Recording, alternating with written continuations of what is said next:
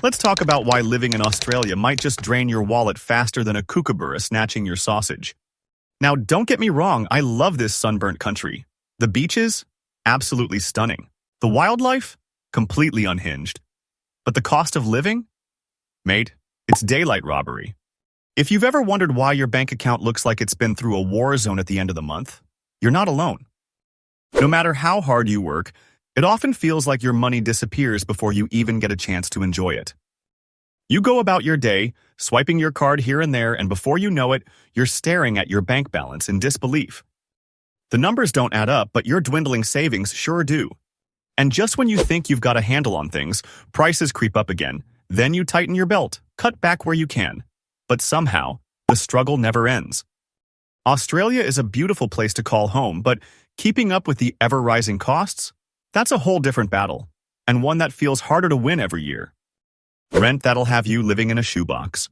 Unless you've been living under a rock, which, honestly, is probably cheaper than renting in Sydney, you know that Australian rent is absolutely bonkers. Sydney and Melbourne are the worst offenders, where you'll be forking out upwards of $600 a week for a one-bedroom apartment in the city. And don't even think about buying a house unless you've got a spare million lying around. What does this mean? Well, unless you're making six figures or have rich parents, you're either crammed into a share house with 5 strangers, considering moving back in with your parents, or seriously looking into van life, which, thanks to fuel prices, isn't exactly a budget-friendly option either. Even if you manage to find something remotely affordable, chances are it's miles away from work, meaning long commutes and extra transport costs. For many Aussies, it feels like no matter how much they save, the dream of owning a home keeps slipping further out of reach. Wages just aren't keeping up with the soaring cost of living, and as rent continues to climb, it's no wonder people are packing up and looking for cheaper options elsewhere. In Australia, housing isn't just expensive, it's a full-on financial battleground. Food prices that'll make you cry in the supermarket. Let's talk groceries. You stroll into Woolies or Coles for some basics, bread, milk, eggs, and walk out $50 poorer, wondering if you accidentally paid for someone else's shopping. And don't even get me started on fresh produce. Avocados? Still expensive, even after the great smashed avo debate. Lettuce? There was a time when it hit $12 a head, forcing people to consider cabbage as an alternative. Cabbage? This is the dystopian future we live in. Meat? Forget it. A good steak will set you back a small fortune, and even mince isn't as cheap as it used to be. Seafood? You'd think living on an island would mean affordable fish, but nope. Salmon prices alone could make you cry. And if you're thinking, well, I'll just eat out, think again, my friend. A simple cafe breakfast is easily $25. Add a coffee and suddenly, your casual brunch habit feels like an elite luxury. Even fast food isn't the budget-friendly option it used to be. A Macca's meal that once cost you a tenner now leaves you scrambling for coins. Between groceries and dining out, eating in Australia feels less like a necessity and more like a financial endurance test. The Great Australian Taxation System. Oh yeah, let's talk about how much of your paycheck goes straight to the government. Australia's progressive tax system means the more you earn, the more they take. And while we do get some benefits from this, Medicare is pretty decent to be fair, it still stings when you look at your payslip and realize half your earnings are vanishing into the abyss. You work hard, put in the hours, and yet a significant chunk disappears before it even hits your bank account. Then there's the GST, a sneaky 10% on almost everything you buy. Thinking about upgrading your laptop? Yeah, GST. Want to treat yourself to a new pair of shoes? Yeah, GST. Even necessities aren't completely safe, and over time, it's death by 1,000 cuts. You don't really notice it when you're grabbing a coffee or a few groceries, but add it all up, and it's a small fortune slipping through your fingers. And let's not forget other hidden costs. Tolls, Rego, and super contributions that feel like enforced savings but aren't exactly accessible when you need them. At the end of the day, earning a decent wage in Australia doesn't mean you get to keep it. Transport. Paying through the nose just to get around. Public transport, overpriced. In Sydney, you're looking at around $5 to $8 per trip, and that's if the train actually shows up on time. Peak hour delays, packed carriages, and constant track work make commuting an absolute headache.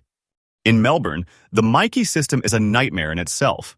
Confusing, unreliable, and just frustrating to use.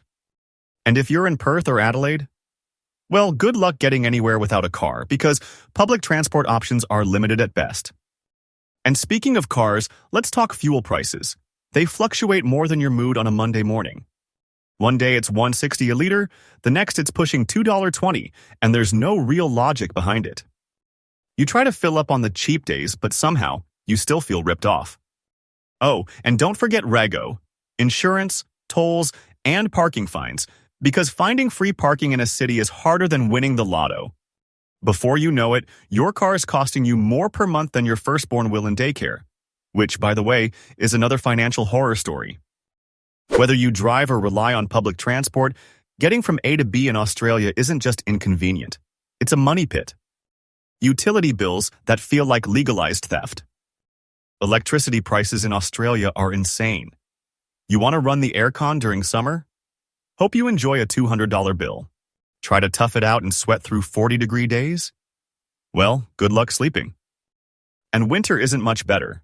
Unless you enjoy shivering under 3 layers of blankets, you'll be forking out just to keep the heater on for more than an hour a day. Even basic utilities like water somehow cost an arm and a leg. And let's be real, it's not like we're getting luxury-grade H2O out of the tap. And then there's the internet. Despite living in a developed country, our NBN is a national joke. You'll be paying upwards of $80 a month for speeds that make you nostalgic for dial-up. Streaming a movie without buffering? A miracle. Video calls without lag? Not a chance. It's even worse in regional areas where people are paying premium prices for internet that barely functions. Between rising utility bills and dodgy internet, it feels like Aussies are constantly being charged more for less. You're not just paying for basic services, you're paying for the privilege of staying connected and comfortable, and that privilege comes at a ridiculous price. Childcare. Costs that'll make you reconsider parenthood. Thinking about having kids? Good luck affording it. Daycare fees in Australia are some of the highest in the world.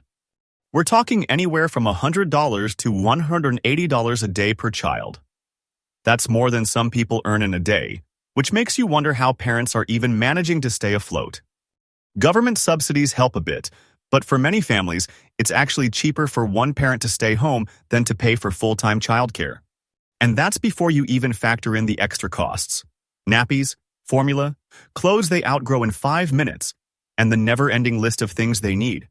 Raising kids is basically a financial black hole.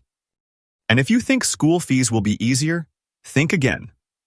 Private schools will rob you blind, with tuition fees that can rival a mortgage. But even public schools aren't exactly free. There are uniforms, excursions, laptops, and those endless voluntary contributions, which, let's be real, aren't actually voluntary.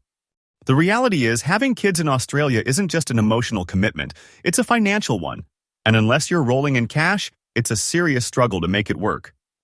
Healthcare costs. Because even free, healthcare isn't free. Medicare is great in theory, but if you actually need specialist treatment, be prepared for long wait times or paying out of pocket. Public hospitals are stretched thin, and getting an appointment with a specialist can take months, sometimes even years. Need surgery that isn't immediately life-threatening? Better hope you're patient, or you'll be forced to go private and fork out thousands. And don't even get me started on dental care. Medicare doesn't cover it, so a simple checkup can set you back $300, and if you need anything more serious, like a root canal, expect to say goodbye to a small fortune. Physiotherapy? Not covered. Psychology? You'll need a mental health plan just to get a handful of subsidized sessions, and after that, it's big bucks if you actually want ongoing support. Then there's private health insurance, something you're almost bullied into getting because if you don't, the government slaps you with extra taxes through the Medicare levy surcharge. It's basically, pay for private cover or pay us anyway. The worst part? Even with private insurance, you're still hit with gap fees that leave you wondering why you're paying for it in the first place. Fun times, entertainment, and lifestyle. Because even having fun is expensive. You finally get a weekend off and think, hey, let's do something fun. But then reality sets in and you realize everything costs a fortune. Want to see a movie? That's $25 a ticket. And don't even get me started on the cost of snacks. Suddenly, your popcorn and soda feel like you're funding a small country's budget. A night out with friends? You're looking at $12+ per beer. Before you know it, you've spent the equivalent of a week's worth of groceries just having a few drinks. A concert? Forget it, unless you're willing to sell a kidney to afford tickets. Even then, you're probably stuck with nosebleed seats. Even something as simple as going to the gym has turned into a luxury. Memberships now cost anywhere from $50 to $100 a month, and that's before you add in the cost of classes or personal trainers. And don't even get me started on boutique fitness classes. Apparently, doing Pilates or yoga now requires the same financial commitment as a small car loan. The days of affordable fun seem long gone. It feels like your options are slowly being reduced to only things that break the bank, leaving you wondering, where did all the affordable options go? The sneaky little fees that add up. Bank fees, ATM fees, late payment fees, booking fees. It feels like everything in Australia has a fee attached to it these days. Want to pay your bills with a credit card? That'll come with an extra surcharge. Forgot to pay your phone bill on time? Prepare for a $15 late fee to show up like an unwanted guest. Need to withdraw cash from an ATM that isn't your bank? There's a $2 or $3 fee for that too, no matter how little you're taking out. Even simple things like booking a flight or reserving a hotel room seem to come with hidden charges, whether it's a booking fee, service charge, or some other unexpected cost. It's like you're constantly battling against a mountain of tiny charges that add up fast. It's death by 1,000 small fees. You start to wonder if you'll ever be able to make a purchase or pay a bill without being hit with some extra charge that seems to appear out of nowhere. Every time you turn around, there's another fee waiting to surprise you, making it harder and harder to keep your finances in check. It's frustrating to feel like you're being nickel and dimed all the time. Wages versus inflation. The eternal struggle. Sure, Australia has decent wages compared to some other countries, but guess what? Inflation is eating up those earnings faster than you can save. Everything keeps getting more expensive. Rent, groceries, petrol. But wages?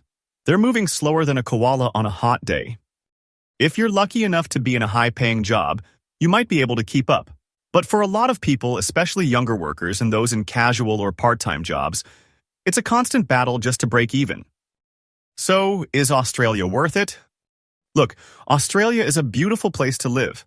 The lifestyle, the beaches, the coffee, it's all top-notch. The vibe here is unbeatable, whether you're lounging by the ocean or sipping a flat white at a trendy cafe. But here's the kicker. It comes at a cost, literally. If you're planning to move here, or just trying to survive here, be prepared to budget like your life depends on it. The trick? Side hustles, tight budgeting, and maybe even considering a move to the countryside where things are slightly more affordable. But if that's not your thing, then get ready for the reality check. You might have to accept that owning a home might be nothing more than a distant dream. And that's okay. Embrace the great Australian tradition of complaining about house prices over a $6 flat white. At the end of the day, it's all about balance. You might not be rolling in money, but you can still enjoy the beauty of the place. Just make sure you've got a solid financial plan and a bit of a sense of humor about it all. Welcome to Australia, mate. Hope your bank account survives the ride. Thank you for watching. I hope this gave you a bit of insight into life down under. It's a beautiful place, but as you can see, it comes with its fair share of challenges. If you're thinking of moving here or just navigating the day-to-day grind, remember, budget wisely, hustle hard, and maybe keep that coffee addiction in check. Stay tuned for more, and don't forget to like, subscribe, and share. Also, let us know what you think about life in Australia on the comments below. Catch you in the next one.